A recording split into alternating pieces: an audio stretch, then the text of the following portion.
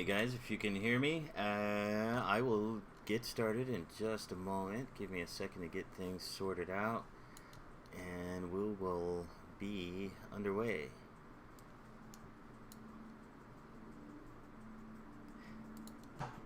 Again, this is Tony Leonard sitting in for ZBrush Live on this Saturday from 4 to 6. I'm a concept artist based out of Los Angeles, California, and happy to be streaming for the lovely folks over at Pixelogic on this great sunny Saturday. And give me just 1 second, I'm just trying to get a few things settled and make sure that we are a go. Alright, looks like we're in business. Let me know if you guys can hear me okay.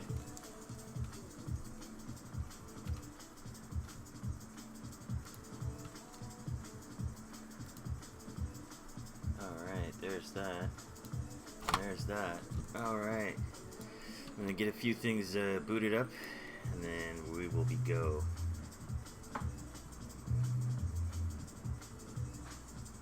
Hope everybody's having a lovely Saturday afternoon. Staying cool from the extended heat. Let me get... hey. Alright, so I'm just going to put it down a polystar to start with.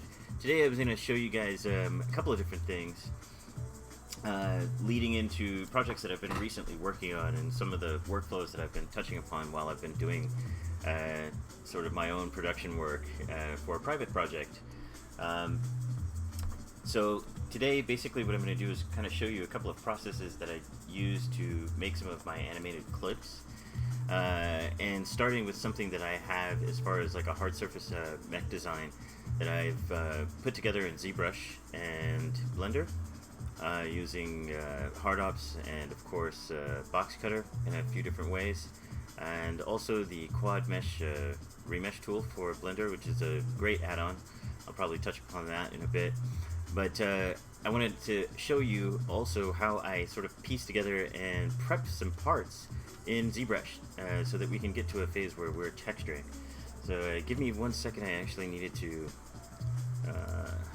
move a license over from one machine to another for something else, and then I think we can get going. Gotta open Photoshop. Give me 1 second, I just need to blank my screen for a second and then we'll get underway. Alright. There we go. Sorry, I had to reboot my machine right before streaming, so I'm just kind of getting a few things started up and settled. I have like about 6 different software I'm going to probably open and show you guys, but we're going to touch on some things in ZBrush and then move them out of ZBrush and sort of go through sort of like a process, prepping some parts. And then we're going to do a bake-off of some of that, and I'm going to try and just texture up something that's already pretty much, it really doesn't need to be baked as much as I just need to prep out some color IDs. And I've been messing around with some geometry that was procedural, but really, like, I'd like some hardened maps. So I have something that's pretty big, and I had to part it out so that I could show you guys how I put together things. So let me just start off getting this going. And yep, cool. All right.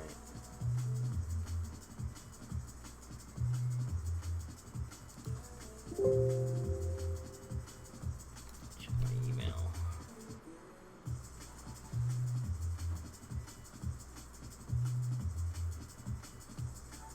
Oh, come on now. There we go.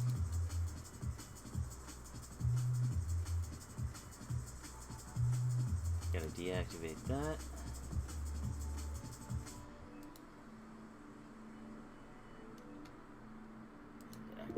accents here. Okay, sweet. All right. So some of the things that I'm going to touch upon today are ZBrush, taking a hard surface model from there and getting color IDs on it, and I'm actually going to move it into an area where I'm going to show you how I do a little bit of texture work and how to render that out. And as far as a renderer, I'm going to set something up nice and easy in Marmoset renderer, so that I can show you kind of how I piece together and proof out what I'm texturing. And I'm likely to use, it's not as supported these days, but I still use it quite a bit at times with the newer products like Megascans and also Mixer and Bridge. But I'm going to be touching upon some things in Qixel Suite, probably using Dido, and try to pop on some textures onto something really quick and kind of show you guys a little bit of my process in the way of that. So where you'll be able to use this, the takeaways that I'm going to try to give you are preparing your meshes, packing UVs. I'm probably going to open up something like Rism, Unfold 3D, and I'm going to probably just try to wrangle in some UVs that were automatically done, and we're going to try to get some color IDs and then get it out to some place where we can do some awesome bakes, and then take a look at it and render.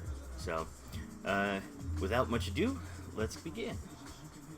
So I'm going to turn off my title screen here. And if you haven't heard of Qixel Suite before, it's made by Qixel, the same makers as Megascans and some of the other software like Mixer and Bridge that are tied in with Megascans. And so they have a really awesome library, and I like using them as well as Substance. I think both tools have something to offer. And so, you know, if you include both in your workflows, I'm sure you can get away with a lot of, variety in your texture painting. So, you could probably do very similar things in Substance if you're just a Substance-only user, vice versa, same with Qixel, but I like to use or include both into my workflow. So anyway, what I've got for you guys today, I'm going to skip over to Maya really quick, as I had it open. I'm going to open up my most recent, and don't save that. Sooner or later, probably, I'm going to get into some discussions about Instalot as well for you guys. It's something that I've really wanted to talk about a little bit more as I've been learning how to use it. And at times, if you get a chance, watch Mike Pavlovich's presentations of using Instalot in Maya. They're really, really great for getting, very complex models crunched down into tries, and you can, in many ways, bake and texture those models that come out of that. And it's really awesome. I've been using it quite a bit, and I'm excited to show you guys more about it. Let me just get one more thing open, sorry. So, let's see here.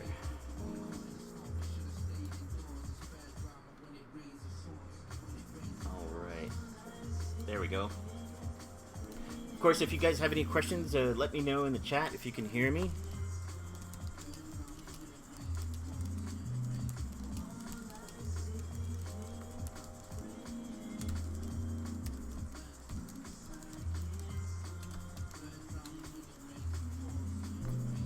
Okay, so let's get started. So one of the things that I have going on is this mech here, and I'd like to use it in future scenes, like an animated scene, maybe like a light animation that I can do some small visual effects and kind of generate a narrative, behind, and it'll be like the main prop of a scene, I suppose, right? And if I was to look at this, I'm going to show you guys some of the UVs on this, because some of the UVs look a little bit crazy, but they're automatically generated and they're pretty solid. Probably their seams are probably okay, but just to get this out as a concept, I wanted to part it out and get all of the parts with different groups attached to them. So in other words, basically chopping up a bunch of groups to make up one hole based off of the same axis. So basically I would just export parted areas that have UVs where their UV layout would fit in a 1-to-1 ratio. So basically I want textures to match this 1-to-1 area at the top right hand corner, and basically we'll get all of the islands in there.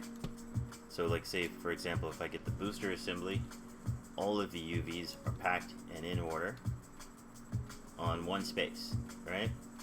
And it was kind of difficult to get these in because as I built the parts I did automatic UV unwrap using the mesh tools from HardUps. In that menu there's an unwrap feature, and I've been using a combination of building geometry not only in just ZBrush but taking it back to Blender and doing some additional cuts, booleans, and then remeshing that with a great new tool called I believe it's called Quad Remesher. You can get it on a site called Exosite, I believe. And it's very similar to ZRemesher. So like if you wanted another option on top of your ZRemeshing, something that might conform and you know operate just as fast, you might check it out. And it was a great tool because, you know, while I'm in the Blender environment, you know, because I bounce back and forth a lot, I can prepare some pieces and, you know, send them back to ZBrush with UVs attached to them, you know, and some of the geometry worked out. Now, I actually had a problem where, you know, I had to remove a lot of doubles from some of the model, you know, like it would have like invisible doubles that I'd have to find out where they are and uncheck them. And while I had a render pass in Marmoset, I actually unchecked all of the other hidden stuff. So pretty much when I saved it out, it ended up actually triangulating this. So I might even, you know, could give it another pass, just, you know, retopologizing and maybe crunching some of this down so it's not so dense. But, you know, if I'm rendering someplace like Eevee or Marmoset, it actually renders out quite fine, and it can handle, you know, most strong computers can pretty much handle the geometry, so it's not so bad. But and because it's not going to deform, I'm not necessarily worried about, you know, how triangulated it is become, because it's mostly triangulation that's derived from quads, and none of these surfaces are going to deform, right? It's going to be just a simple prop. As well, you know, we have a canopy here.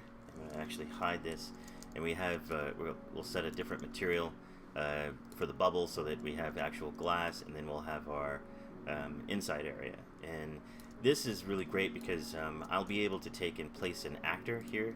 I've actually been working on creating an actor for a scene, a couple of space scenes that are along some of my private projects, the Titan Troopers, which is like a sort of Navy SEAL-like rescue colony in space. You know, the Titans, they live on Ganymede, and you know, it's sort of a sci-fi little test experimental narrative. But all of these pieces, they have their different groups. So basically the ball section, the mech arms have a different section, the chassis is a different section, the joint is another section, and then you have, of course, the main booster and antenna assembly. The mech legs are another, and then I've parted out the glass separately, right? Ignore this, it's just actually just a, I believe the side camera that we can hide. And there's a few other little cameras in here that we probably don't need. Probably they're showing because I showed all, and those are the top and probably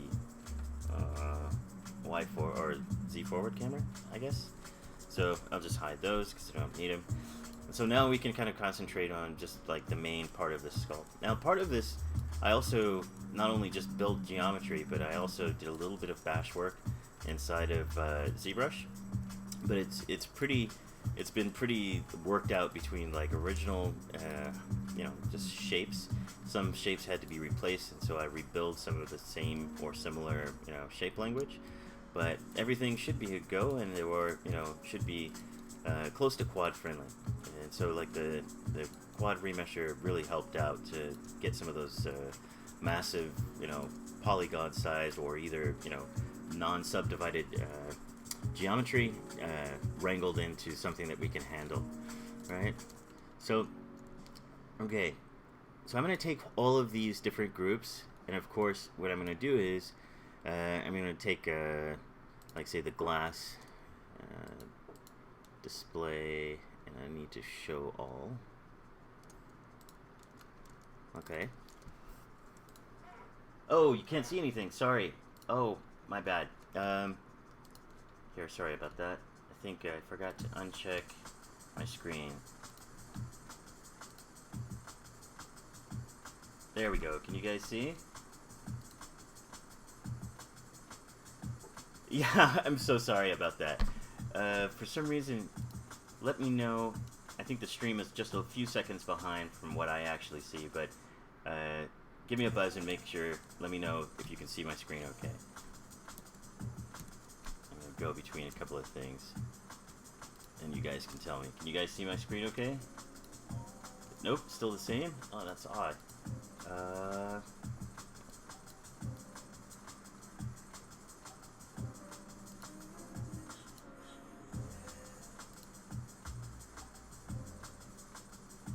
Screen capture. Screen capture should be on. Yeah, I know. For some reason, it's blocking it even though I have it turned on to see it. My apologies about that. Hold on, let me see if I can work this out.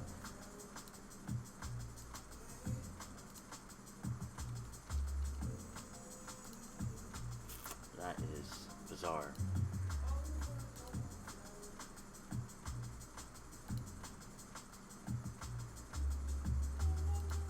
Let me see if I can move this up in priority and turn the title screen off. How about now? Should be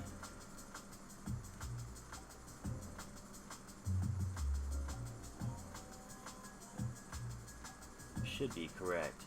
Still showing? Sorry about that.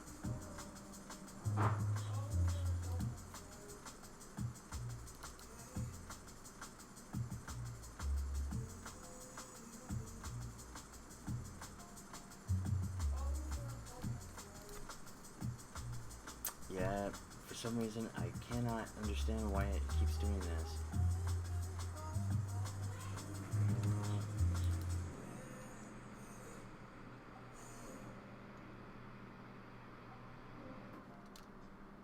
Nope, still the same. Hold on one second, guys. I'm so sorry about that. Did not realize.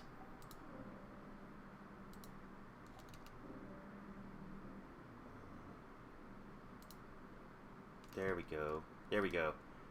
Can you guys still, is it still the same? Okay.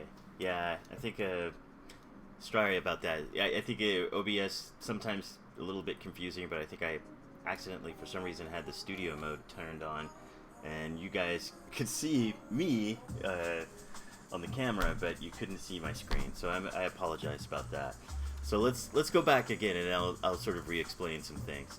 So I have this hard surface model, and I'm gonna actually part it out to carry it over, and I'm gonna pass through ZBrush, and I'm gonna actually put some color IDs on it and get it ready to texture it.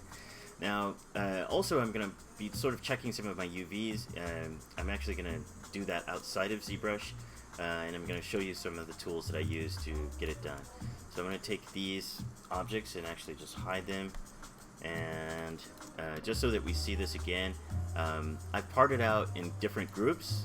One larger group, but it has subgroups that have all of the areas parted out, and basically what I'm going to do is I'm going to save selected on each of these parts with UVs intact. And I've gone through and packed some of these so that, you know, all of the UVs are very tightly knit on one one-to-one space, right? So basically, if we did a bake or anything, or maybe if we took it into ZBrush and did some additional sculpting on the surfaces, or either subdivided it a little bit more, at least we have UVs set so that we could, you know, pretty much go any direction we wanted to go, right? And as I mentioned, once I get this saved out, I'm going to take it over to Photoshop, load up the mesh, and get it going in Qixel Suite 2, or at least the last iteration of. And that way we'll be able to throw on some textures. I'm just going to go through and use sort of a variety of some smart textures to quickly bash this out. within our time constraints. Maybe at some point in the future I can really get in there and show you how to make a material, just from scratch. But you can always start with Smart Materials and then go inside of the folder in Photoshop and actually using Qixel Suite 2 edit those textures so that you could come up with something a little bit more custom or original than the default textures that they have inside, and or you can adjust them and save them as customs. So without much hesitation, now that you guys have seen these, just know that each part of these I have grouped out and they have their individual UVs, right? And in some cases, if they come out a little bit messed up, like this one did here, I'm going to show you how I kind of brought that into a fix, right? So one of the ways that I do this is just basically going up once it has those UVs on, and I'm going to hit export selection, right? And I'm going to save these out as an OBJ export. It's like an alias wavefront format. It's pretty general throughout all 3D apps. And so basically now I'm just going to take and go to my archive, and I'm going to show you guys kind of like where I'm getting at with some of these. I have a friend that I've been working with, a collaborative partner, my friend Chosen, from Chosen One Media. He's done some great stuff. We've just taken our assets and sort of mixed things together, and we come up with these really cool, like, little narrative movies that we put together. And a lot of times, I use Marmoset as a renderer, so I'm actually going to be touching here also.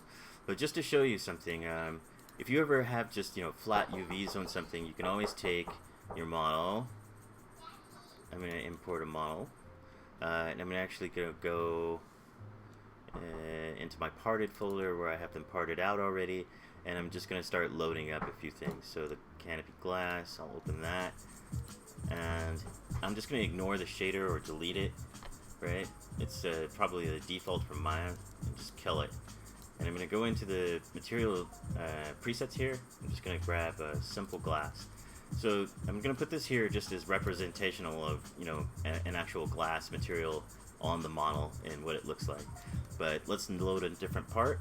So just in Marmoset, you're going to hit Control I, import. And so I'm just going to grab like the next piece. So the ball pod canopy section, and this will be how I'll load the model in. So everything has its the same axis and in the same scale, and so that way I can just part it out, and I'll just be texturing like one piece, right? They did kill it. Qixel Suite they actually did kill, but I think they still partially support it. I don't want to be held to saying that, but basically they still, like, if you bought it, if you had a license of it, of course you could still use it.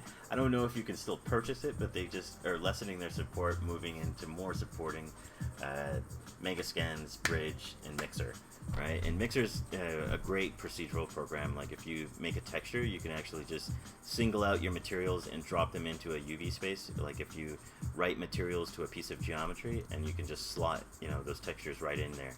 So I'm going to actually take, for example, my shader group for the cockpit, and UVs are on it, but I really can't grab a material, and that's the problem, right? So unless these individual pieces had different materials on them, they would be very hard to select, right? So one of the things that I want to start doing as I prepare this model is move over after I save them out. Like, I'm not going to save this just yet. I'm going to open up also Unfold.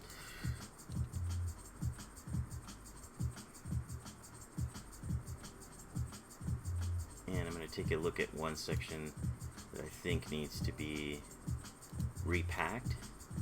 And so I'm going to open with UV, going into my folder here, parted, and change this from FBX to alias, and I'm going to get, I think, the chassis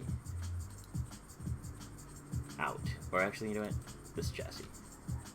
That's the one that I did before I saved out, right?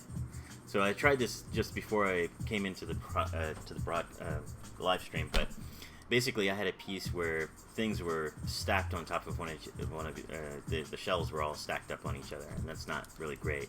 So what I'm going to do is just, try to hit unfold. It's already unfolded, basically. Optimize, which might optimize some of the geometry and some of the seams. And then once I have that, I'm just going to go over to the layout global menu and just pack it. And it's going to do its work, running its algorithm, and pack it up and get it all squared away in a one-to-one space. From there, I'm just going to take this and do basically a save as, and I'll just save this over this, alias obj, save, replace, yes.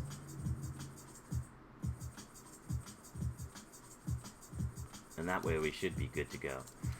Alright, so before we get on to the Qixeling and all that jazz, let's go back to our program of choice, okay? And I'm actually just going to hit Command N and draw out a polysphere, or a polymesh 3D star. And I do this because, as I've mentioned before, polymesh 3D star is always, already polymeshed by default, so you don't have to go up here and say make polymesh 3D. You can just start off with some geometry, right? And because I'm going to import this,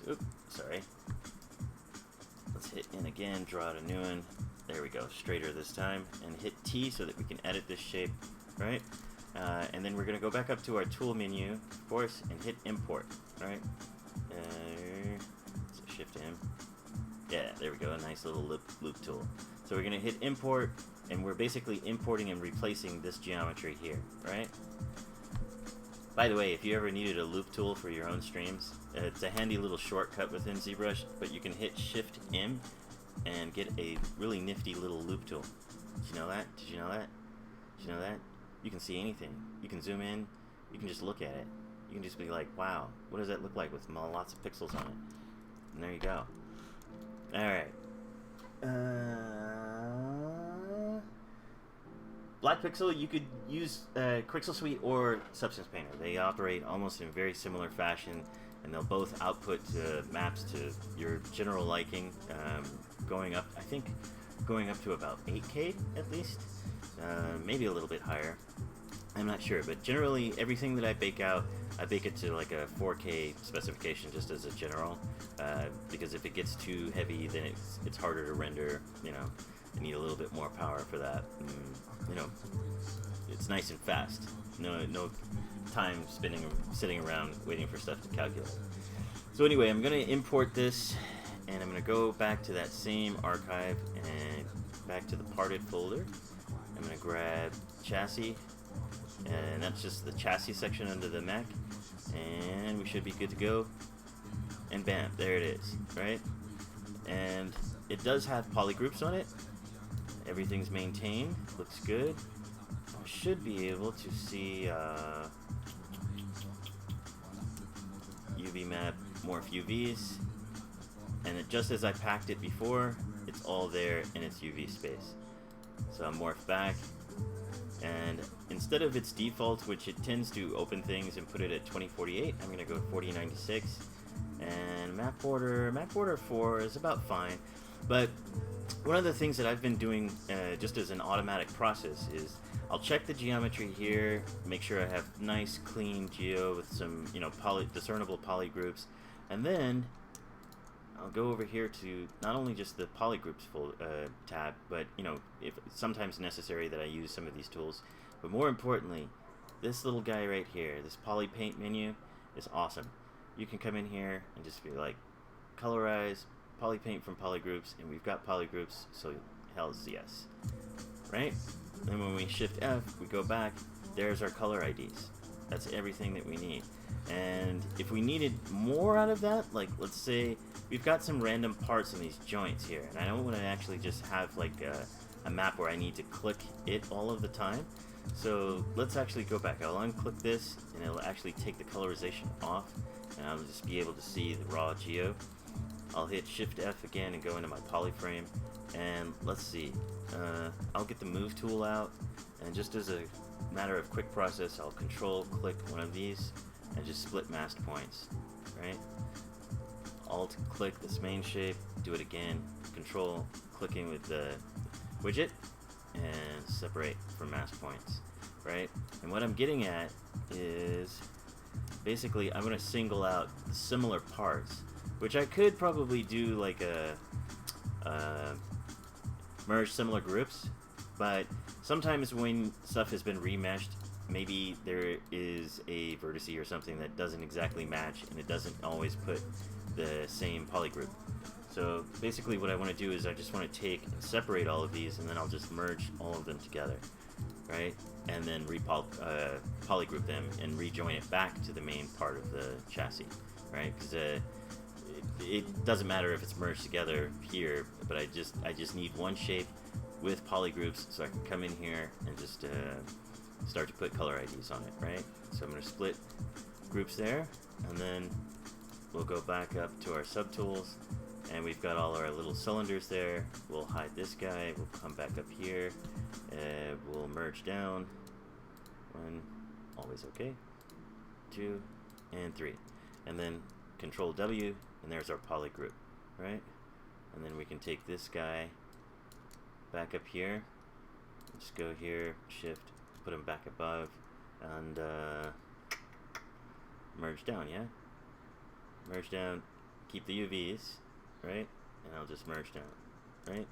So that way, if I'm correct, we should have UV maps still the same, still there, still in order, right? Sweet. And now we can just go back to poly paint, colorize again, paint from polygroups, and there we go. We've got color IDs. Shift F to come out of polygroups, and you can see it, right? And so now that I've got this, basically what I'm going to do is come down and make a texture from it. And that texture I'm going to use in inside of baking with Qixel, right? It'll basically be the mask that I put different materials on. So basically, you could use this the same way in Substance Painter, where if you needed some quick color IDs, so that you could put different materials on your mesh. So everything's been pretty much parted out. Looks good, looks pretty separate to me. And so what I want to do now is basically save out or make a texture. So we're gonna make something from Polypaint. So just all we need to do is go to the Create menu on the UV texture map, and basically just new from Polypaint. There it goes, and then we're gonna clone it. There we go, and you probably want to flip it vertically. So we're gonna go over to Texture, take this, I'm just gonna hit Flip V, and then we're gonna export this bad boy right here. Put it right there. I guess we can put it, yeah. And probably need to figure out, this is chassis color ID, right?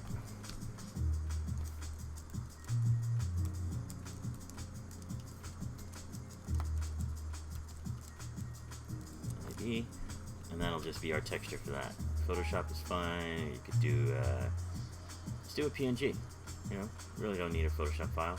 You can keep it all the same, because I like a lot of the final maps that I have. Usually I just save targets or PNGs anyway, so I'll just or EXRs, but in this case I'm just going to do PNG. Save, and then we have that.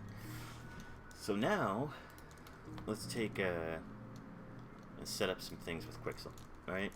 So we have our mesh. So I'm going to take the mesh, and let's see. This is kind of going to be a little bit of an experiment, but I'm pretty sure that it's going to produce some results that are good. So let's see, tighten parted, right? And then we're going to grab our mesh, so the chassis UV, take that, open it, and I have optimized mesh clicked on. This is basically the interface of Qixel when you start it up. So I have Photoshop 2018 and 19, and basically the results for using Qixel Suite, if you're using 2019, it may work, but it's probably best supported still for 2018. Photoshop CC 2018, and that's where I'm going to be using it, just because I think we'll run into less kinks there.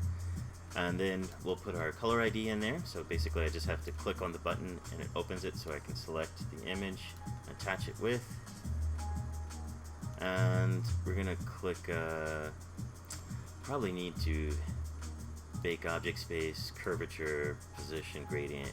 Oop. Cool. And don't have a normal map of yet, but I think we can probably bake one. But I'm gonna hit flip Y on that. Don't have AO, and I'm not really doing a lot of pre-baking, but we can always make those maps later and add them. And by default, what I'm going to be using is not Unity, but I'm actually going to go for Unreal 4 calibration, right? RMA Packed, I think it actually, with RMA Packed, it might take a couple of maps, just like Substance does, and actually you get one file that has roughness, metallic, and AO built into it, and then I think, the other way, it just kicks out PBR maps. So I'm going to do PBR, basically Unreal Engine 4, with albedo, metalness, roughness, and normal baked out, right? So let's just give this a run, and we'll see how it goes. I'm going to actually click flip Y on this, and we'll see how we can get it going. Alright, let's try it. Because then after that, we can try to use 3Do to bake out some of the other stuff that we really need. And or we can go to Indu and get a process of some of our just more basic procedural maps to get other maps, right? So, hey, what's up? Hey, Richard. Looks like a bowling alley. Yeah, kind of. All right, so let's try this. I'm gonna go ahead and hit create.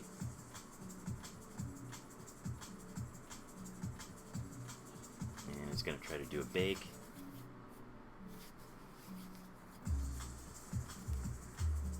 I mean, it's pretty solo. We don't have any diffuse or anything yet. Oh, was that the ball shape? I think that was the ball glass shape. Oh, no, it wasn't. There it goes. It's baking properly. Pretty quick, pretty quick.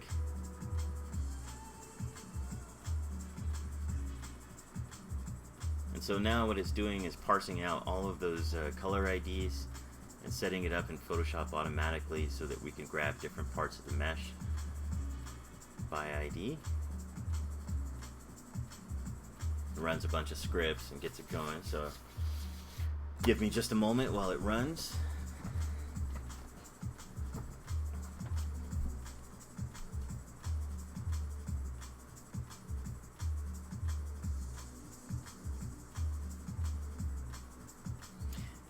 This is the part that's hard for me to do in stream because sometimes the process takes a few minutes. So now would be a good time if you guys wanted to ask me any questions, or if there's anything I can answer for you. I'll try to pay attention to the chat.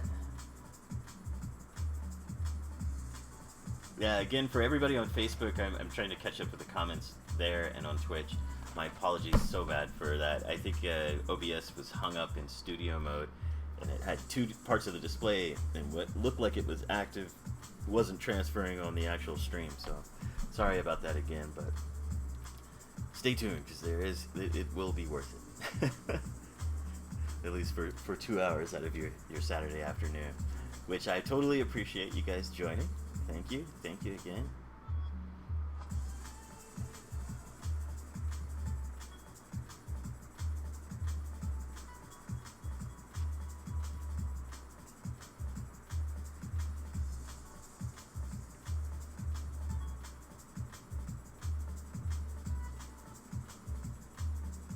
Alright, looks like it's almost there.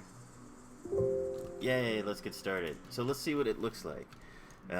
So to do that, basically, if you were to look at just like your regular Photoshop view, it has all of the necessary maps already parsed out, right? Roughness, really long, probably this is the group name of the geo that's making this naming convention really, really long, but I'll probably save it as something else when I save it.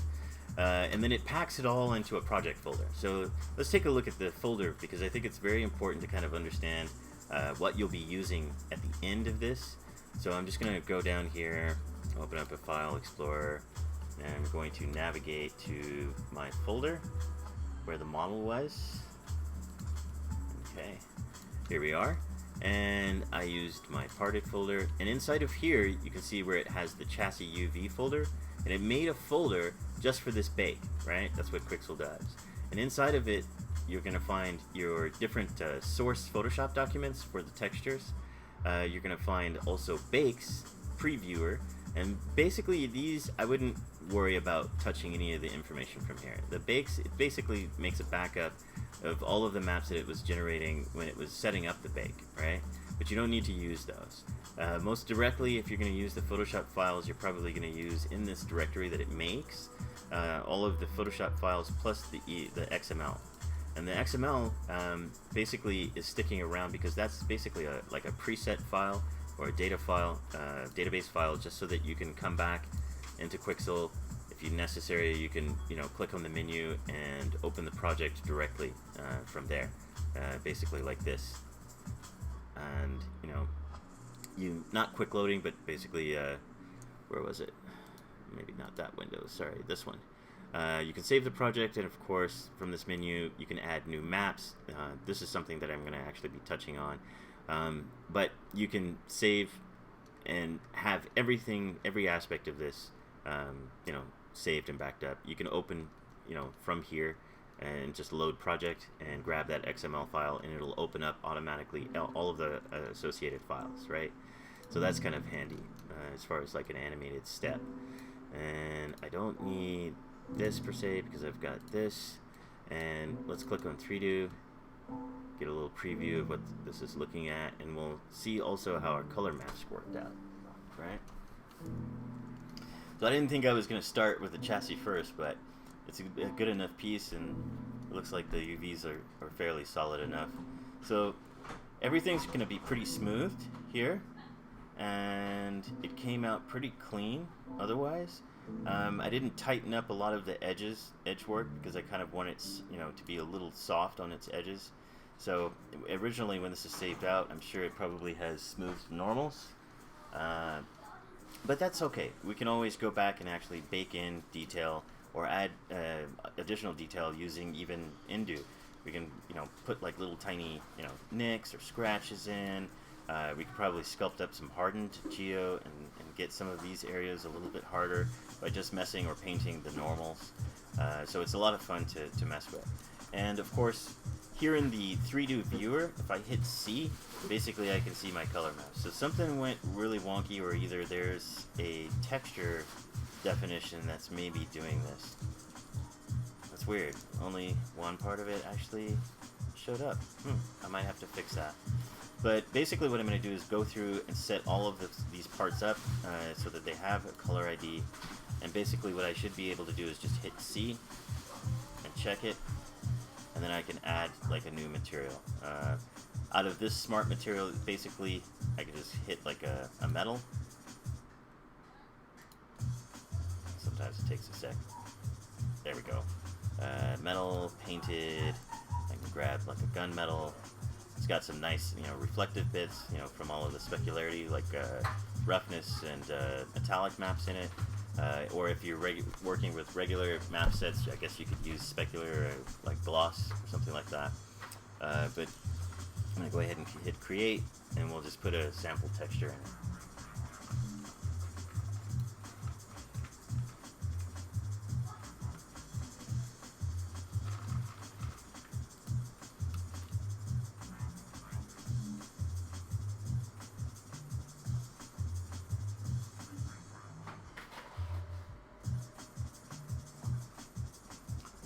Sometimes it takes a second. Can't help that. I am really curious to see what it did to the other color definitions, because I was pretty sure everything fit right. It's always a process to kind of go through and find the different problematic areas of a mesh. So let's see what happens here. So I'm guessing if this is maybe one solid color or something. I hope it's not like a hidden geo thing. That would suck. So let's see. Did I actually click it? Oh. A menu should have popped up after that. So I'm guessing that maybe part of the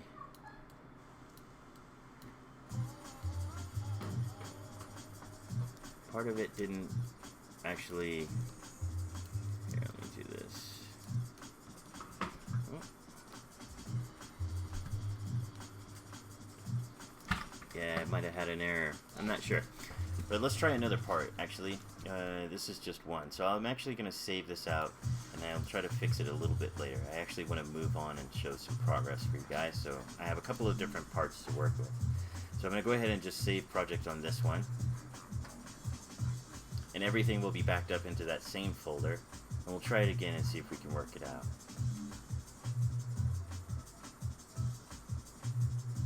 And while that's going, or just after it finishes, I'll let it go ahead and save. Save! Alright, I'm going to turn 3D off. And just on here, I'm going to go ahead and just close all. Because at least we've got it set up so I can come back and work on it. So I'm going to close the current project. Yes, go ahead and save again. Just to be sure. Oh, okay. Excuse me for 1 second, folks. Sorry about that.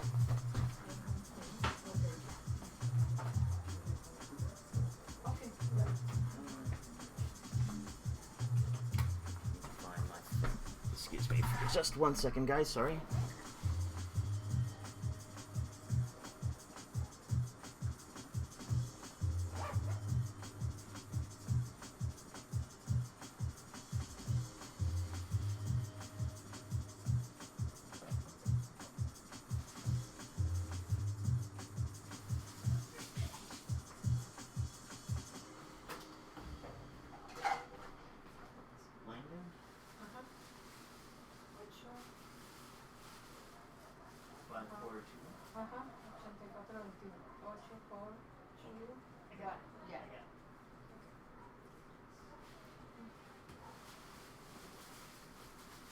Okay, thank you. Okay, gracias. Sorry about that, folks. I have a few things going on here at home. Hey, hey. Sorry, little girls and too much stuff in my house going on at one time. Sorry about that. Okay, so let's go back, and I'm going to go back into ZBrush again, and I'm just going to grab my other parts. So again, with this Polymesh 3D, this is still in the tools, so I'll just leave it for now, and if I want to save the project so I have everything attached, it will actually save all of the tools list, so I'll just bring everything in first. So let's just very quickly run through this. Got a star in edit mode. And import again, got my parted out stuff over here. I'm gonna get the canopy. We'll do the out. That's the one that came from Rism. And just check our UVs again. Hit polygroups. Need that UV menu. Where'd it go? There it goes. UV map 4096. And I'm just going to morph the UV. Looking at it, looks all parted out. Some really tiny bits got chopped up. But that's okay, we're just going to deal with it. And I go ahead and just hey, shh. Go ahead and colorize this. I'm going to uncheck the gradation because this basically makes gradient colors. I just want to uncheck that and make sure that I have solid colors. So I'm going to colorize and poly paint from polygroups. Hit Shift F so I can turn off the polygroups, and everything looks parted out nicely there. Right? Okay, so now that that's there, I'm going to actually probably save this again just to export it. But that way that the the MTL file that goes with it, or sometimes if you want to save as an FBX, these will stay in the vertex space, the vertex color space. So if you want to open them up and bake an Instalot or someplace like that, you know, this is exactly the same way I put color IDs on stuff that I run through Instalot. And when it crunches it down and makes everything like a manifold mesh, it'll actually keep and bake out a color ID because of the vertex color space, right? So I'm going to probably show you guys a little bit more about that in another stream, but for now I just want to go ahead and get these processed. So I'm going to hit new from Polypaint here, do the same thing of basically cloning the texture, bringing it to the texture palette, flipping it vertically, and then I'm going to save this one out, so just exporting it. And the same folder. Yep, and I'll do PNG format. You guys will have to excuse me, my daughter is running around the house with me. Kids. Let's see. So I'm going to copy this name, and what part is this? That's the canopy, or bubble pod. Bubble.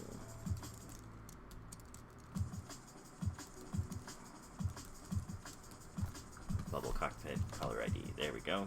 And then save that. And so, you know, because it'll use the same, you know, UV space, everything's good. I can just take this, you know, and export it out. So if I wanted to make sure that on the export, I have the texture set. I don't need to merge UV chords, and I don't need to export with subgroups, right? And it's just probably quad, or in this case, tris. If I don't want to hit tris because basically I don't want to try to triangulate what's already triangulated. So I'm just going to leave it on quads and see, and it should work out pretty okay. And I'm not going to mess with the scale, but of course if you needed a specific scale, you could. I've already scaled everything to match the same axes, so I'm just going to leave it. And of course you could turn on smooth normals, and if I wanted to re-export this, I can just export it. So hit export and save it. Ball pod canopy. Yeah, that should be fine. We'll name it the same. Replace it. Yes. Maybe that's what I did with the other piece. I forgot to actually resave out the geo, so let's try that. Maybe that was part of my problem. In which case I could just try to set it up. I haven't really put a whole lot of textures on it, so I could just probably try it again. But just to make sure that it was right, I'll morph it and take a look at it again. Yep, still the same UVs. Okay. I'm gonna go back to my shape and just make sure to save this out again as well. I think the export settings should be the same. Yep. Not that, and not that. Right, there we go. Okay. So I'll take this and export it. And I'll say chassis out obj and save. Replace and say yes. Okay, so now we have two parts. We'll grab another star, do the whole rinse and repeat. Alright, and just probably import. And let's grab a more interesting part, maybe like the booster assembly. And we'll open this. There we go. Shift F. There's our polygroups. I'm going to hit export, make sure everything is turned off the way that I want it to and turned on the way that I want it to. I'm going to go to UV map and just check these. Still shaped okay. I want to make this 4096. Map border is fine at 4. Polypaint. Uncheck gradient, colorize, polypaint from polygroups. There we go. And then I believe. Hey, shh, honey, please. And new from polypaint. And then clone this. Go to your texture palette again. Here's the clone texture, so I'm just going to flip B on it. A lot of the orientation sometimes between different software, the vertical is actually inverted from ZBrush as a 3D tool sometimes, and therefore it's probably a good idea to flip vertical on it just to make sure. You can always flip it back if it's not right using Photoshop or what have you. But for now, just for its basic export, I'm just going to flip V on it and get it out of here. So export it, and we'll say PNG again, and I'll just reuse some of the same naming. And that was the booster.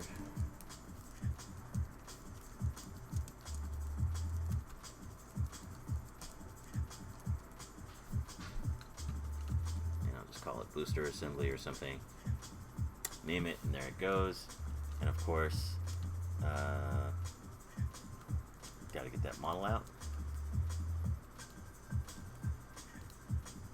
And we'll take that, and we'll just say booster assembly UV.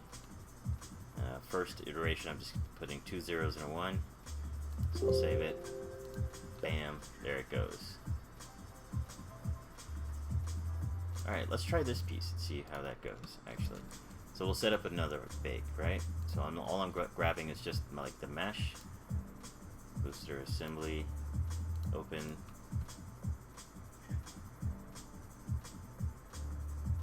Should load okay. No problem there. Booster assembly color ID, open there. There we go. I'm gonna flip Y. That's all gonna bake in 3D, so that's fine. Everything else I can just add. So we can just hit create.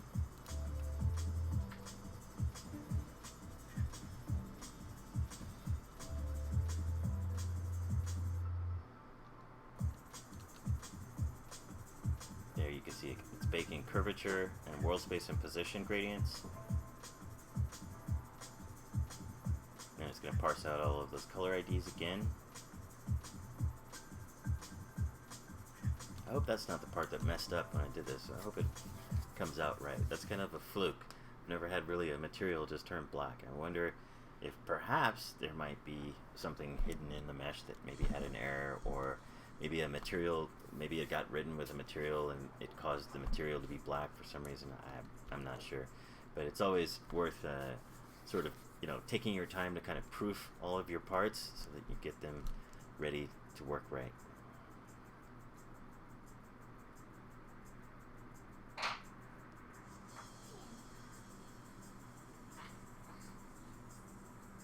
There's even a measure of normal sculpting that you guys could do post doing something like this.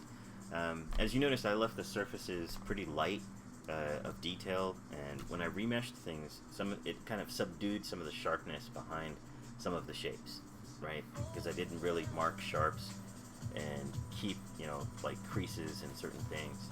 But sometimes when I remesh them, they turned into loops or something like that.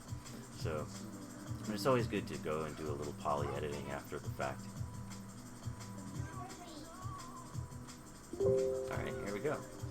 So let's see how it came out. I'm going to open up 3Do again. Come on, come on, come on. There we go.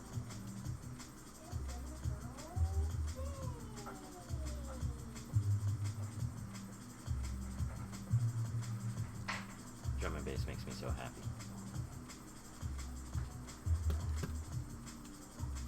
I hope everybody is listening to something that evokes happiness. Why isn't 3D open? Oh, because it's minimized. There you go. I'm not sure how that happened. Come on, you. Restore. There we go. Alright, so the bake looks clean.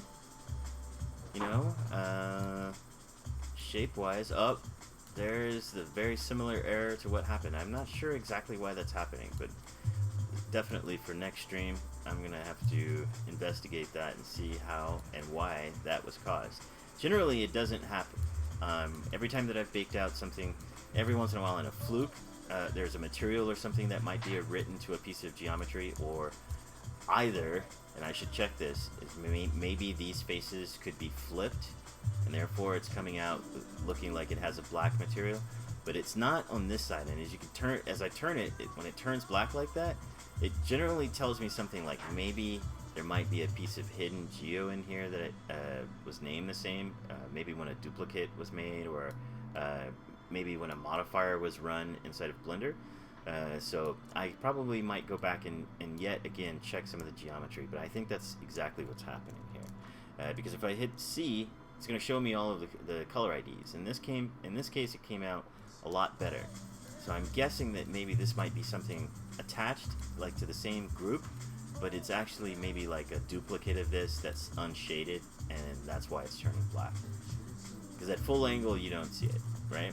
So now, you know, just with something like this, I can fix that error. Actually, it's not going to receive any texture information, so we can just probably move on with it.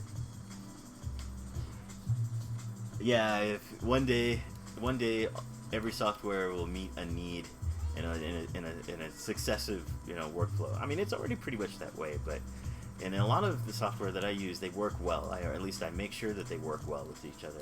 So, just to break it down. Let's have a quick discussion. So generally what I do is I create polys in Blender and I sculpt them up in ZBrush. I also do a little bit of processing where some tasks are very, very simple to do many times in ZBrush. Also a lot of form language and bashing happens there, detailing, and just simple mapping, right?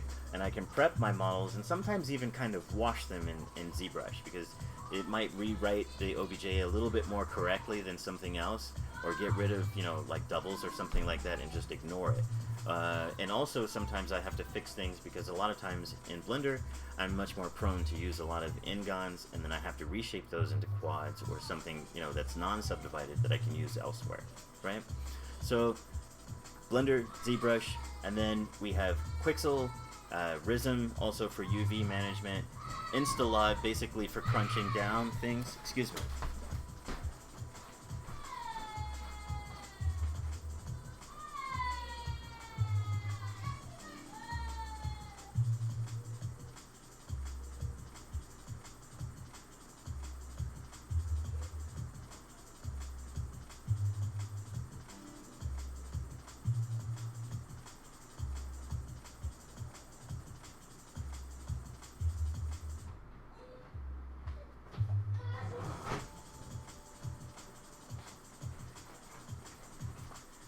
My apologies for that. Sorry, my children are trying to fight over something and have a ridiculous argument. My bad. But let's get back to things. So right now I'm at the Qixel phase, right? And then after I do everything in Qixel, I'm probably going to in turn start rendering. And my rendering usually takes 2 different splits, depending on the immediacy, or maybe 3. For short run rendering, a lot of times I'll use just for concept art or doing photo bash stuff with models that I've built, where I do a lot of paint overs. I'll use Qixel. On top of that, I'll also use Marmoset, because it's very much close to an actual game engine, right?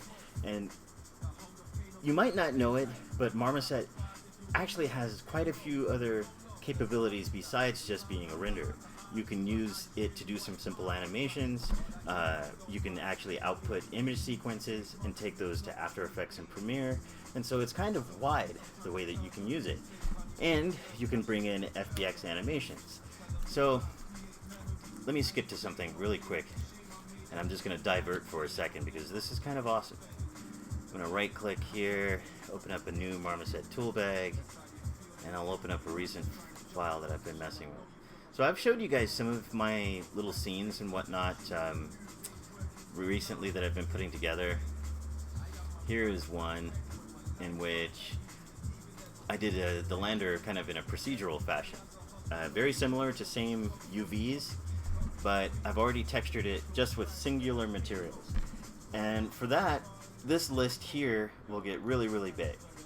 And this is, you know, just, it's got an HDR lighting source to it. Just the sky the sky fill is just basically black, but it's getting lighting information from an HDRI, and you could turn it and make some nice screenshots. And if you zoom in, you get some nice textures, because I'll go into something like Mixer and just make a procedural texture that you can use. And as long as you slot it into a material inside of Marmoset, you should be able to use it. And the better you have UVs, the better that some of the textures will actually map themselves to the model without much distortion or overstretching or anything like that.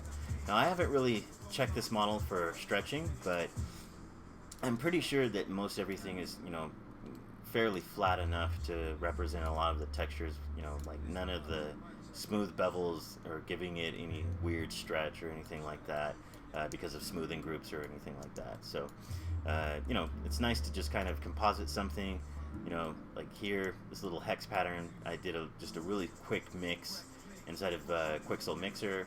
And in that fashion, it's just procedural. It's just the one texture. It's not actually going to mask it out and put it in here for you. You just make the texture and then you can just drop it into the singular, UV space for just this object, right? Everything has different UVs on it, right? And probably the space would be overlapped for the model. So if I open this and look at the UVs, it would look like a mess, right? Because they're stacked, right? It's just a UV shell, a simple UV shell, and I'm actually putting a different texture and information into that shell, and whatever is a grouped solid or something like that, it's going to be orange or, this camo or, carbon fiber or what have you, right? And the same for the glass. It's all separate pieces, right? So that's one way to do it, but I'm going to actually try to get this guy textured up so I can paint it in Qixel and do some other, sweet things there. And then finally what I'll do is I'll mix it with an FBX animation. So I've brought one of my little guys in, sort of the new guy that I've been working on. It's like an astronaut pilot. And just as an actor, I'll put him up here. And I've scaled him to the chair. And then when I push play here, you'll see that he'll have some animation, right? So next step that I'll have to be doing, and maybe I'll try to show you guys this, is with using FBX animations, especially with stuff from Mixamo or something like that. I have a general pose that I downloaded, right? But it's not really matching up to the model that we've created, right? In other words, his piloting hand over here, which is gripping, is not really where the joystick is, and the thruster controller or accelerator here, his hand is not really paired up to that. But we could get it there, and we can get it there through parenting. And so I'll have to go in and show you how you can edit the armature of some of your Mixamo, auto rigs or something like that, and I just pose it, edit and delete some of the keyframes and replace them and just rebake. And so his general movement will go, and then the arms will be where you lock them down to. So maybe perhaps like say in Blender, for the joystick and maybe for the other accelerator, we'll actually select the geometry, put an empty there, and then we can put a constraint to that empty, and it would actually stay and track to the movement of both character and object, right? So more stuff to explain for the future. I think it would get a little bit long-winded if I started now. So I'm gonna stop here and just put this aside. And additionally, I have some proofs of some other guys that I'm going to be building a narrative off of, just this prop.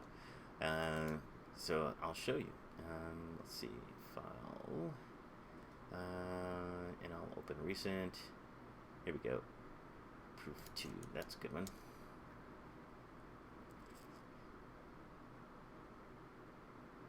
So we have these guys, and then remeshed it using quad mesh and brought it back to ZBrush, where I probably put UVs on it, and then got it just filled with a regular vertex color or color ID'd in the same way, and then I took it to Qixel and just did it up, right?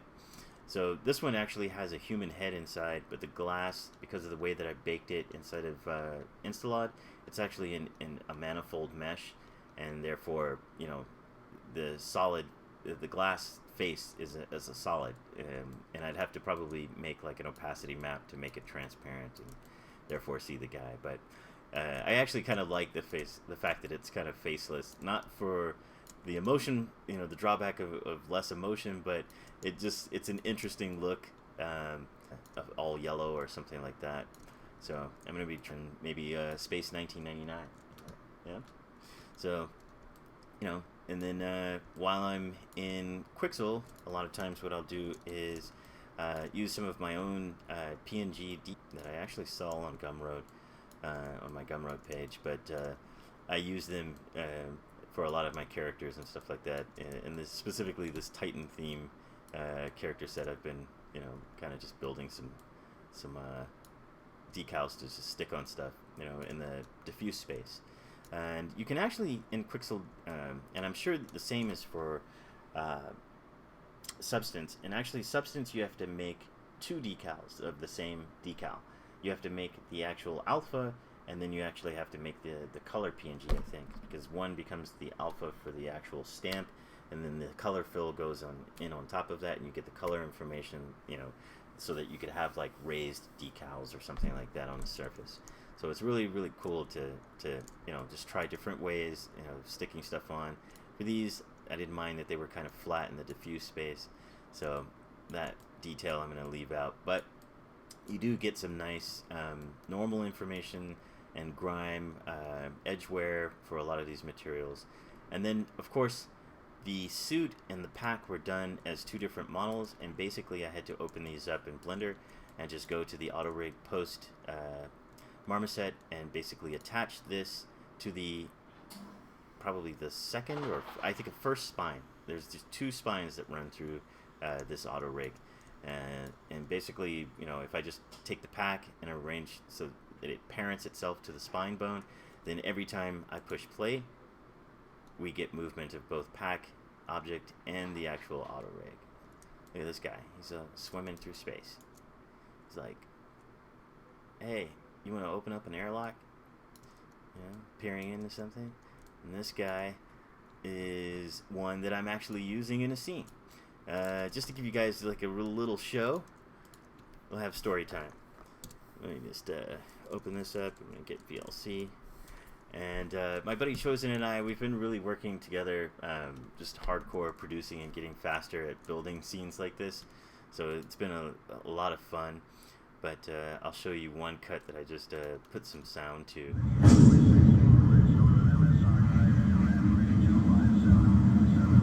Just a nice 5-second animation.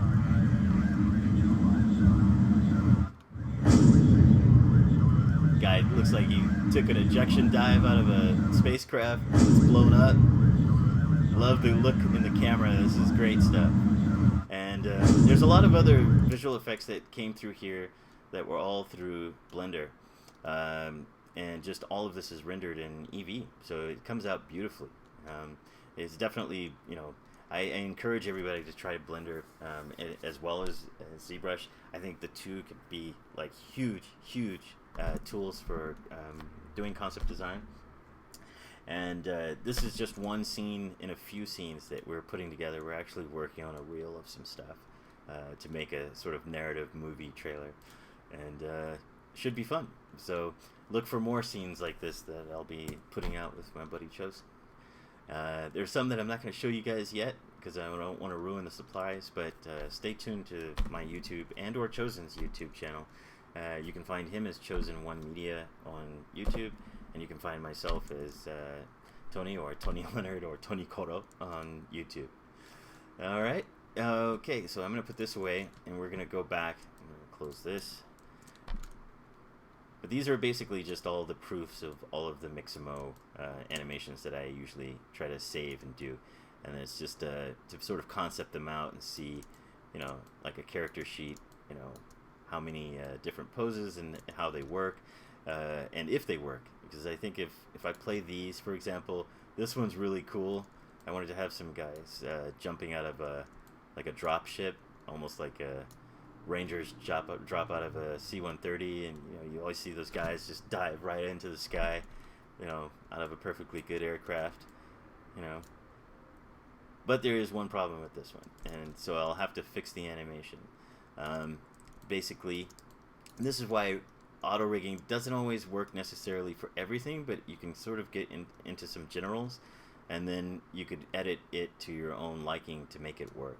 With this one, I have, as you can see on the timeline, he makes a great jump, and I wanted to see if I could magnetize the rifle to his chest plate, and so I attached it and parented it, but right there, that would be a no-no, right? Because the arms are going to actually intersect with the object, and that can't be helped, so I'll have to reanimate his arms, possibly going around that, or take the gun out or something like that. So You know, plus they don't always need guns. You know, I mean, there's enough guns in the world. Just jump out of a spacecraft.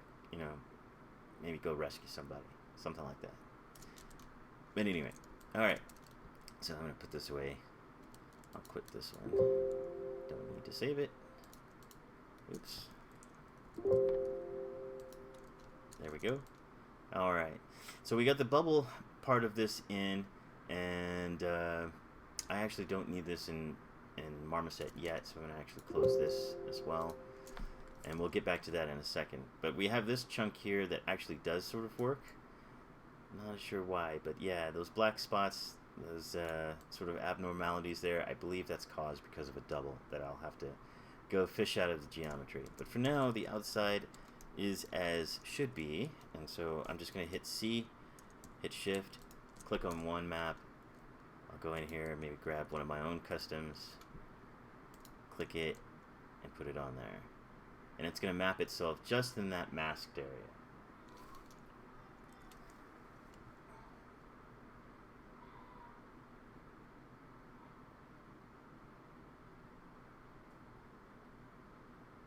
Oop.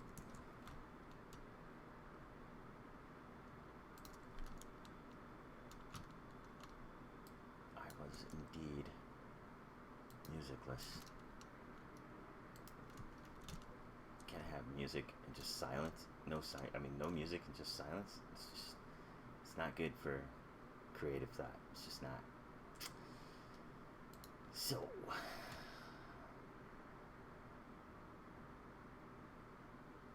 boy, it's taking its time for a minute. There we go. It says it's done. Is it done? There it is. Okay, so here basically, if I look at all on this little menu here, and this is basically all of your maps in different spaces, right? So the albedo map, and what you have here is a folder, and if I enter this group, all of these layers comprise of this material, are comprised through this material, right? So it's basically, what you have here is just the material type, like either a metal or dirt, and then basically you have its Dynamask, which you can actually click on and edit or paint in, and you can also do some different effects, like you can mask things by ambient occlusion, or you could set some materials to overlap another with like a linear dodge, and then mask it in the AO space so that you get like a cavity dirt, that sort of thing. All of those details are going to be worked out between the material, the Dynamask, and then thirdly you have this slot here, which basically are the diffuse color. So if you click on one and you have, say, dirt, I'm just going to say yes so it runs the script. You can change the color of the dirt by just using the RGB sliders. You click OK, it changes it, apply it, yes, and then we could come out of the group and it's masked specifically to that one area, right? But I could add it to other areas. So I'm going to actually lay in another one, clicking in 3Do. Let's see here. I'll grab this edge here, do the smaller parts and then the larger parts, something like that. Just go to custom. I'll put this armor piece on here.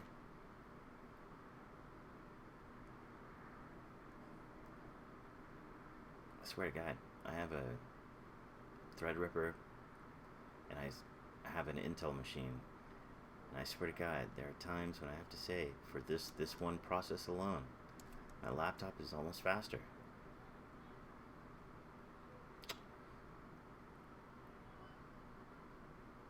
Not the speediest, but pretty good, especially for the different catalogs of materials.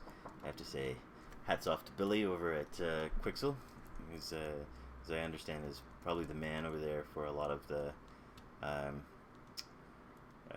texture creation for the Qixel library, and his metals are like impeccable. So yeah, okay, so let's just go through this a little bit more. I'm gonna go back to all maps, and of course, you know, albedo, gloss. Actually, gloss, I'm not going to use gloss. I'm not even sure how it ended up getting in there. It's just probably by default. But namely what I want is I want to add new maps, right? And I'm going to go down the list and just add a few, and I'll explain why. One is, instead of gloss, I'm going to use roughness. So I'll add that map, and basically what it'll take is it'll take all of the current information from maps or bakes, and it'll make a new map with that grayscale applied, right? So instead of a gloss, we're going to use roughness. Then I'm going to go back to the same menu, add new map, and for this time I'm actually going to add a height. So I'm going to use height for displacement. And so like if I use that in conjunction with a bump, what Qixel is going to actually do is probably combine the bump information along with the normal information, output it, and we'll take a look at that. Oh yeah, that's definitely something poking through there. So there's a piece of geo that I have to probably take out. That's exactly what that black display is there. So I can hit, well, let's see if it's, oh yeah. Oh yeah, okay, so those actually have two different color maps. So this is probably the offender for some reason. It's like, I thought it was maybe hidden so that it wouldn't save in with geometry, but it looks like it came through. I'm going to actually come down here, new map again, and I'm going to add bump. That way when we put textures on here through Qixel, it won't look so flat on the surface, but it'll actually combine the bump with the normal, as I said, and give us a little bit more oomph to some of the textures. It's kind of a hard describable word, oomph. More impact. Should probably be a better choice of words. Okay, so then we're going to add new map again. So like if you have like cavity or emissives or something like that, you can check these and turn them on. Detail maps, IORs, you know, like if you have a lot of reflective or metal stuff, that's might be good. And I think with that, I might be a-okay. I think that's all I really needed. It's just we can handle emissives last, but know that if you make an emissive map, it's generally, here's something I should probably talk about. Before you put on too many smart materials or anything like that, you might save an emissive map added, and then remember to click on the tab here on its menu. Click on your material, and I would change the opacity. If it's not emitting anything, like if it doesn't have emissive light in it, make sure to turn this opacity down, because there are some details that it will keep in its mask. In just the emissive, make sure you have this selected here, this tab here that says emissive. You want to click on each individual texture except for the emissive parts, and make sure that their opacity is turned down to 0, because if not, you might get some weird artifacts of stuff that's actually part of the emission map, and then you won't be able to pluck it apart or paint it out because, you know, complicated. So remember to turn those opacities down. Only the stuff that's going to shine bright, just leave it at opacity of 100%. Right? Okay, so back to albedo, and let's see. Let's get some of these big areas here. Go back to my custom again and do something neat. Let's do no, I'm gonna save that one for the other. Where there was one, I remember. Let's go to the legacy and look at metals. Was it military metal? Could have been. Yeah, there's something with a smart material with like a digital ACU that's very similar to what I had already done, but we could choose something else. Hey, let's pick this. It's like modern camo or jet metal. It's pretty neat. Rusted armor. I don't want to pick something that's too dirty. Sunburnt armor might be interesting. Yeah, that's kind of grungy enough for space. So let's do that.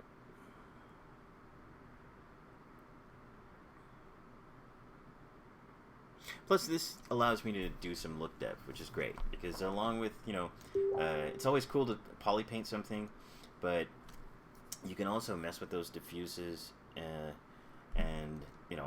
just get a color ID and not bother with poly painting to detail, but just worry about enhancing some of the textures in the same way, right? So I almost treat poly painting, just as a quick fill to sort of look develop stuff. Then once I have a color scheme in mind, I can try to match the materials to that.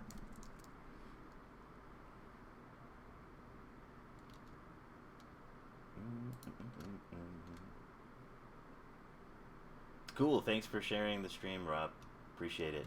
I actually, I was in such a rush to get in here today. I forgot to post the really cool banner, but I'll post it and relink it for the recorded YouTube version. Okay, so that looks a little bit grungier than I thought it would have, but it's kind of neat. It's kind of neat.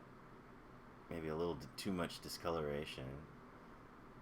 Oh, I might have to turn that down. It's too strong. Let's give that some gray tones or something, some lighter gray tones. See what that discoloration looks like. Then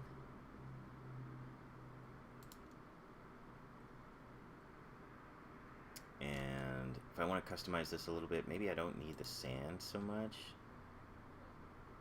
because I want it to look more space worn. So like sort of the more neutral gray tone, warm gray tones that I could put on a white painted surface that looks like it's had some lived-in damage wear or something, is something that I was kind of thinking of. So, hey, come on. There we go. Oh, it totally took it out. So maybe that's not a good texture. But that's okay. We can turn this off, and then we could just use the same mask to apply something else. So it's going to refresh here.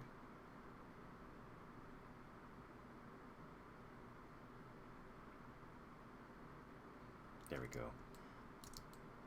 I have to say though, I'm really looking forward to what Qixel might put out next as far as like a continuation of tools. I'll be really happy to see. So let's see, C, hit shift and click. Let's grab something else. I'll grab one of my regular customs that I use a lot. That looks cool. We'll put that on.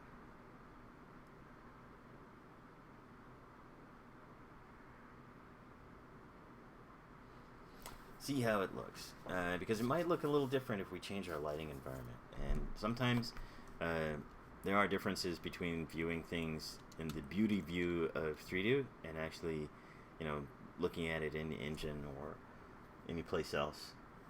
So it's always good to keep Marmoset up, because once you start to export, which is probably coming up on something that I should do here, as we're in our last 30 minutes. Boy, 2 hours goes by really fast. I would probably hang out with you guys a little bit longer, it being a Saturday and all.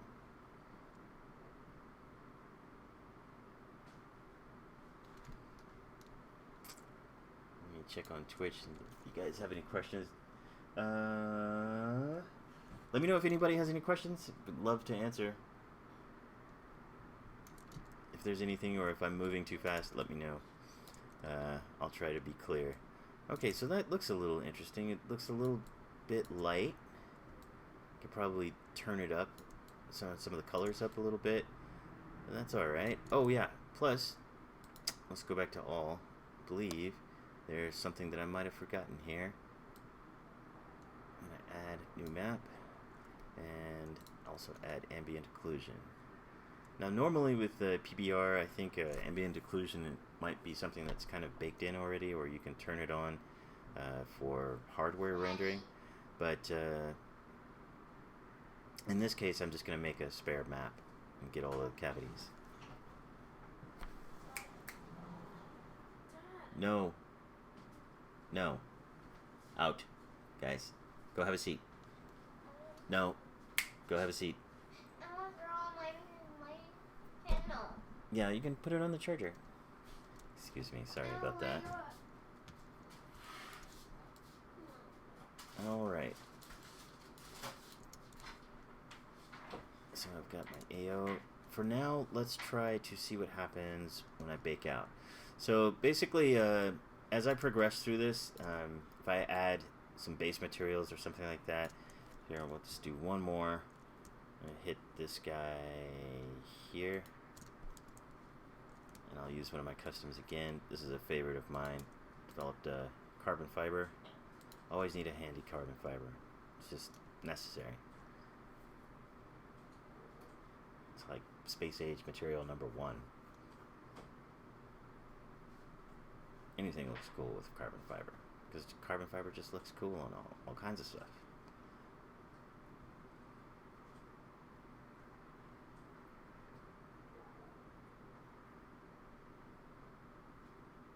There we go. And keeping this one up. Okay. So after this run, it'll probably put the carbon fiber here at the top in this same mask. It looks like the masks are okay. It's just the only thing that keeps bothering me are those hidden geos in there. And every once in a while, it's probably a good thing to make sure that you clean up a mesh and make sure that there are no other shapes that are offending shapes that shouldn't be there. Sometimes generating, flipping between apps, you can actually get like some double geometry, especially when working with the modifiers inside of Blender sometimes. So that looks cool. I could probably punch it a little bit more, but let's see what it looks like, right? So I'm going to take it out of the environment of 3Do and look at it somewhere else and see how those textures are affected, right? So I'm going to go back to all just for now. I've only got like, 4 textures on here so far. These are texture presets from the smart materials inside of Qixel, and you can almost do the same thing. There are smart materials inside of Substance. You can do the same thing. You could just use them as a base and then start painting on top of them, adding, edge wear, that sort of thing. Here. Excuse me one sec. No. Hey, be cool. I don't know. Yeah, okay. How to do? Right, it's just so hard to take apart. Excuse me, guys. I'm so sorry about this. One of my mini duties as dad is opening up apple slices. There you go. Alright, so now let's try to just export this and just take a look. So what I'm going to do is first I need to open up the exporter. Where? Right here. And that'll be another panel that'll pop up. And basically this is where you can decide the format of the maps that you want to kick out. So just, I don't know why every time in Photoshop this does this. Only with this menu. Sorry about that. It looks so weird.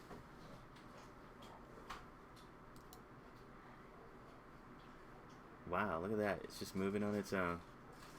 Just off and away. There we go. That was bizarre. Sorry about that. I don't know exactly why it does that. That's a weird Photoshop thing. Anyway, between Qixel and Photoshop, there are moments when moving the interface would have this weird slow drag. But I'm going to set the path. So basically, I can set the folder of where it's supposed to go.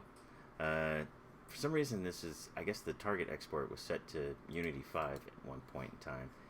But once this thing stops acting weird, I'm just going to go ahead and choose Unreal here. I'm going to set the path. Fine. There we go. Yep, so it's already got that folder that was made. I'll hit OK on that. And instead of target, we're going to click here. Hey, come on. Open up. Open it. There we go. And we'll click PNG. And so that should be good. 8-bit, 100%. Cool. Alright, and then just export all materials. And in this case, where it exports, there should be some special mention or attention to where it needs to go. Where you need to go get it, rather. Because when it exports to the same folder that it makes, it's going to not put it just right at the top layer. It's actually going to make a special folder called flats. And that's all of the flattened textures that it outputs, right? Okay, so our texture's out. Let's go over and look at Marmoset one more time. Now I can close some of this stuff. And I think I can close Maya as well. I'm not going to use it. Got all my stuff parted out. Save here.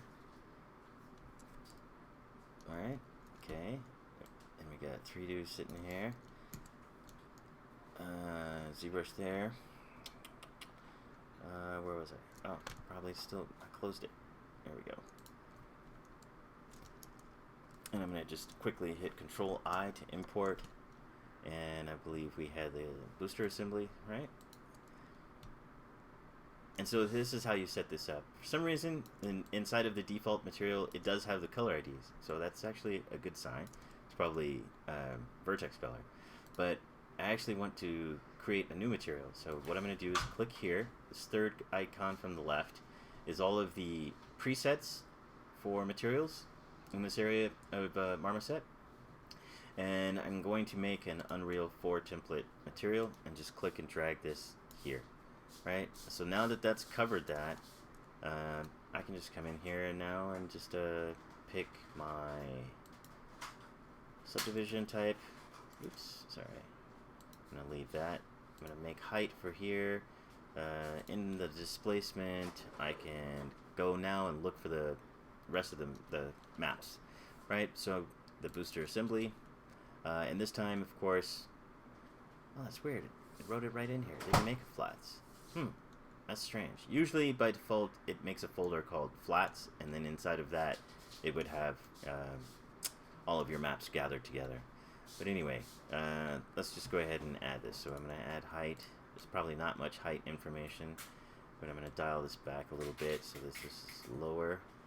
Because if the displacement stretches out and it has like breaks in the edges, then you know you've gone too far. Probably just a happy little push off of the surface is nice, volume-wise. And then let's go to the normal.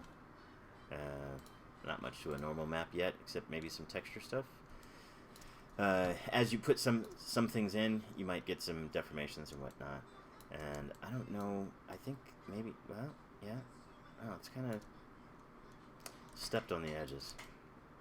Kind of interesting. Probably bake in from it not being fully divided enough. Right, where it just took some of the roughness and actually burned in some of the normals. So something to be careful of. But let's go ahead and add roughness. Rough. There's the roughness. Right, and so you can start to see little imperfections in some of the surface. Right there. That specular highlight right there. That's the stuff. Kind of right there. Yep. So, adding an albedo. And there we got our drastic color difference. Let's put some more light on it, the sky. So when I set up a sky, I hit something like a preset. These are all the T-skies that are included with Marmoset, but sometimes you can add your own HDRI image by just hitting image and then loading it. But let's look at something fairly bright, see if we can see some of these textures. And I'm going to actually just make some points of light around the map, kind of like a HDRI editor and Keyshot. I can kind of lift these areas up and create light, and then I can go to the sky and individually take those lights at different points and just turn them up, right? So that way we get some nice lighting and shadow. You can see sort of like how the light hits certain shapes, turn on contact refinement, brighten that up a little bit from the back, turn it different angles and see which angles are getting light, right? Okay, so this carbon fiber here, this looks kind of cool, right? It's probably the one thing that has like the most, so I'll keep this HDRI applied. And then lastly, metallic, so the metalness map, which usually will look black, but as you add certain maps and textures, what will happen is the map will get sort of further into the lighter end of grayscale and go from black to grayscale. And it's kind of hard to see from here, but there's information already in there. I can tell it's just small, so small that it's hard to make out. But if I open it and apply it, you can see everything else went kind of white. But in our metal space, there's a lot more metallicity, I suppose is the word, in the material. Like these certain, sheening areas here and here where there are scratches on the material. And then, of course, lastly, we can come down here to our ambient occlusion. I really didn't bake ambient occlusion, but I suppose in the end I could, and then add it, but it might not have as much impact as I want. But let's see if what it has. Should be the AO there. Okay, so maybe not too much in the corners and the edges and stuff like that. We'll see. Yeah, not too much. But I can also turn on rendered view. Probably better to turn on local reflections, enable global illumination, and with that, maybe you might get a little bit of change in surfaces. Ambient occlusion, and turn up the occlusion strength. Maybe we can do this as a 3.2. It might have a little bit more occlusion to it. There we go. So not too bad, right? And so what we would do is just gradually put in layers of materials, and then just keep exporting and filling out and flushing out this shape, right? But at least here we can see where this was black, it actually did apply a texture. I think this one is probably untextured, but something went into here because that black area is certainly the same as our other texture here. So something must have worked out pretty good. And then we probably need to, we're missing our yellow pieces here. So I believe what happened is that overlapping piece is sitting on top of the yellow and needs to be taken out of the mesh. So I'll have to go probably back to Maya or maybe even ZBrush and like nix one piece that's overlapped on top of that, and then the texture will probably shine through. So a little bit of mesh editing, excuse me. Okay, so let's go back, and we'll go back to Qixel, add a few more. Oops, sorry. There we go. Lift this up. And let's get our color IDs out, and we'll hit this guy. And I'll get like a basic metal, like a gunmetal or something. Something kind of grungy for that thruster. Let's look at the painted.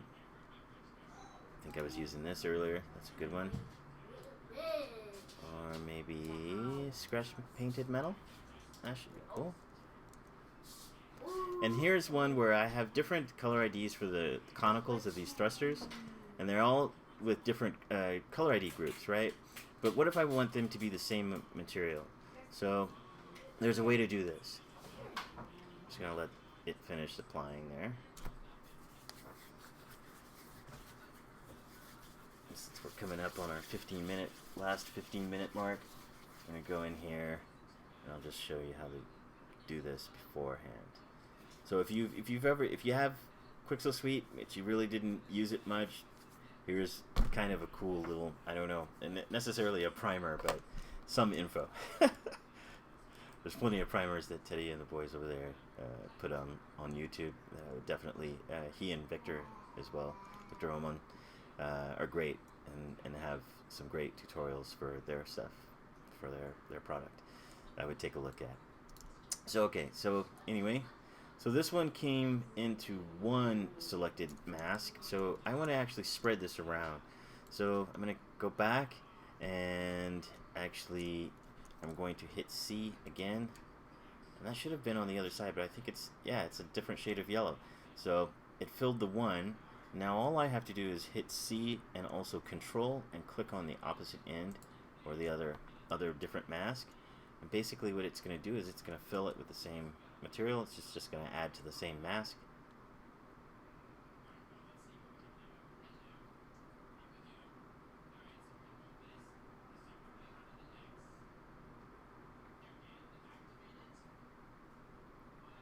And naturally, of course, we can spread this texture around. So in other words, we could apply it to these 4 cones and then go back and grab the other masked cones on the edges.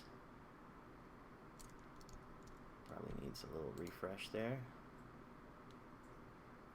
Oop.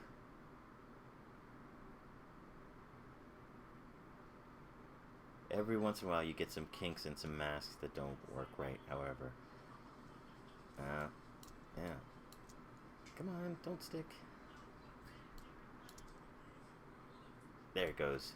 So that filled into that part of the mask, and then we could just rinse and repeat this. So just grabbing, let's do this one on the edge. Oh.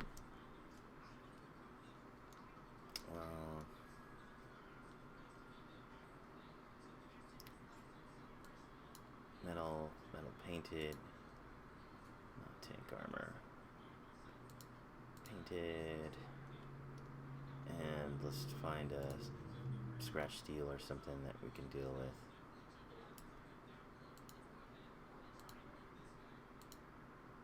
Something cool. Yeah, that's pretty cringy. You can see how this looks.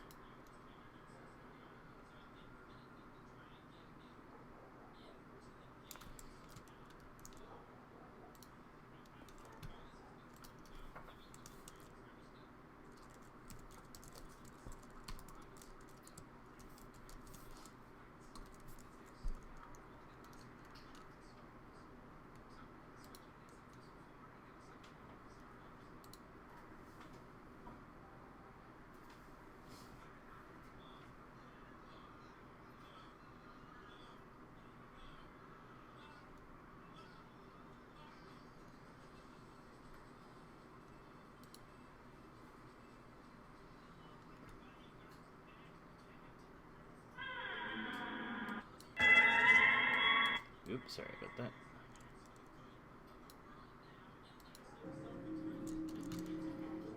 Oh goodness, sometimes these take a little bit of time now.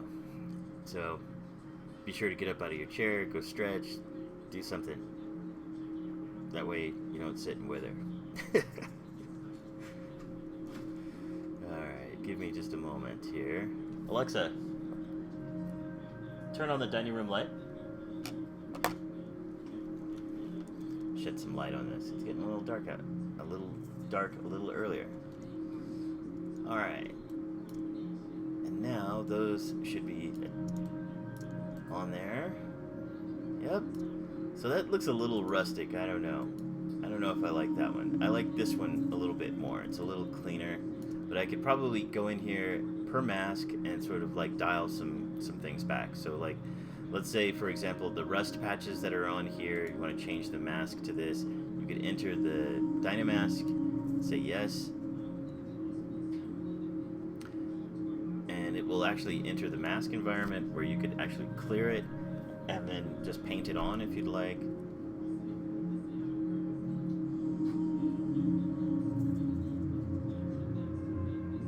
For some strange reason, I think that Qixel Suite is a little slower on my main machine and yet faster on my laptop for some reason, so bear with me.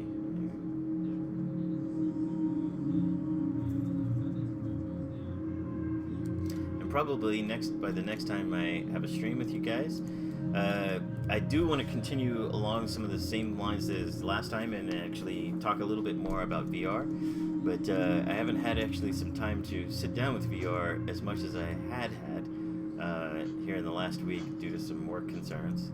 Just been busy working, and unfortunately I have to take a little study break with some of my VR ventures to probably bring some of that information to you. But some of the ways in which I'm working here are very similar. It's just that order of thinking is more towards working with voxels, and these are actually getting ingons and or decimated work back to sort of like a topologized way, and then throwing textures on them and just sort of flushing out concept meshes in a little bit more organized fashion, right? And then those concept meshes, I can put them into cinematics or do really cool, VFX, things with them, and just sort of get like a sense of some storytelling happening. So this space vehicle here, I'm probably going to take it and finish it off here within the next evening. And then I'll try to post it, and then next time around we'll have something to talk about with it. Perhaps, another new scene or something will show its face, and of course I'll be able to take those and share them with you guys and tell you how I did them, and or how they're organized, right? So, but to say this, basically you can enter into each detail. Let's say, for example, you know, like if I put full curves on one. So just that detail along that curve group will be like towards the edges or the occluded areas. You can give it a different curve type, right, for each detail. And I'll just hit accept mask, and then it changes the mask, right? So just like you have masking in Photoshop, where you paint a mask to hide something out or do non-destructive work, everything in the same way with Qixel is pretty much non-destructive, right? So I'll hit accept on this. Come on, go back. There we go. Then it commits and bakes it all down. And of course, then I'm going to go back to all of my materials and maybe continue on. But if you get too many materials, you know, stacked on top of each other, and it starts to get a little heavy, say for example, you can do a little bit of cleanup. Like this one, I'm not going to use it after all, so I'm just going to trash it, and it'll ask me if I want to delete layers. Hit yes. And then it's just a little bit of a housekeeping matter. I'll go back and I'll select the top layer here, and I will compact them, which basically kind of zips them up inside of Photoshop and makes them, it basically saves it in the database so that even though it's flattened, you can unflatten your textures, right? And that's actually a really cool kind of device, because if you want to compress things down and save memory space, it'll crunch down the texture information, but that it doesn't have to be permanent. It's not like you can say, oh, well, you know, damn, we can't change it now because it's already been done. You can actually go back and unflatten all of the layers. For this, I'm actually going to select the top one, right-click it, and I'm going to go flatten all layers below. So everything that's under this layer will be flattened, right?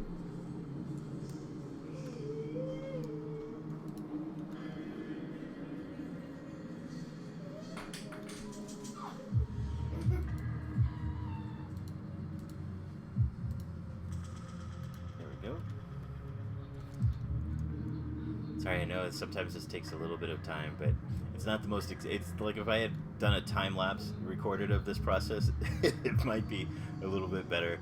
But I think probably from judging it as a stream, watching the stream, it's probably like I've said before, like watching paint dry. The devil is in the details.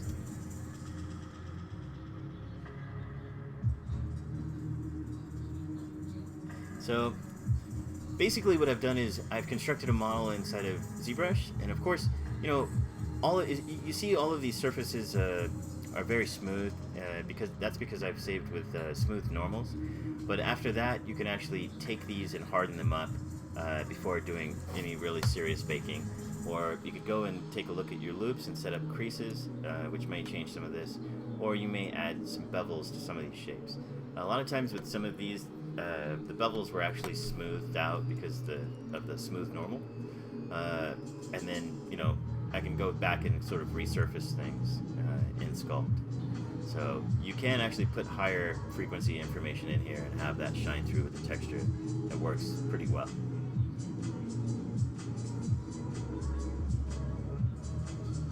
Alright, so we're coming up on a few minutes. Anybody have any lasting questions until next time around? If not, I want to wish everybody a great weekend, and stay tuned as I will finish this off, and you know, I have some other scenes that I want to show you guys next time around when we have a little bit more time. But yeah, for sure. I hope everyone has a great weekend, and stay tuned. More to come.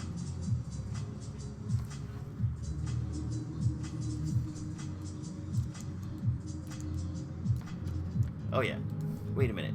One last thing. There is one last thing. Probably next time around, I'm going to open up a character and take it into Mixamo, and so I'll show you guys sort of my character process for that, in a lot of characters that I've just been quickly building. as moving concept meshes, and how I process those. And in that sense, I will dip into using Instalod, and got some things with my Maya worked out, but I'm only going to be using Maya just for using Instalod in that step. So it won't be like a Maya-centric thing or anything, but there's plenty of work to be done going back to ZBrush and processing things so that we can get it going. May also use Substance next time around, and then we're going to kick it into Mixamo with our textures, and I'll show you how to take your textured character model and just bring it into Mixamo and add an auto rig to it, and how to set it up in Marmoset. Alright? So do stay tuned for that. And the cool thing about this is, if you needed to do some illustration stuff, where you need part of the model to look, a little bit more realistic or with better lighting, and then do some paint overs of it, it's a great way to kind of set up, a scene. And then I use a lot of things to make, build up scenes. So basically, everything that I showed you today, plus, using Megascans or, using other assets, making props to put it into a scene and mix it in with those props, and textures and maps. And so I hope you guys will stay tuned for the journey. Alright, so do indeed. Oh, your school is having a Halloween. Happy Halloween. If I don't see you guys before Halloween, happy Halloween. Have fun. Get candy. That's what's up. Alrighty, guys. Thank you very much for watching today, and I will see you in next stream. Please join me. Stay tuned and look at the schedule. Catch me next time. Alrighty, guys. Have a great weekend. Much appreciated. Bye-bye.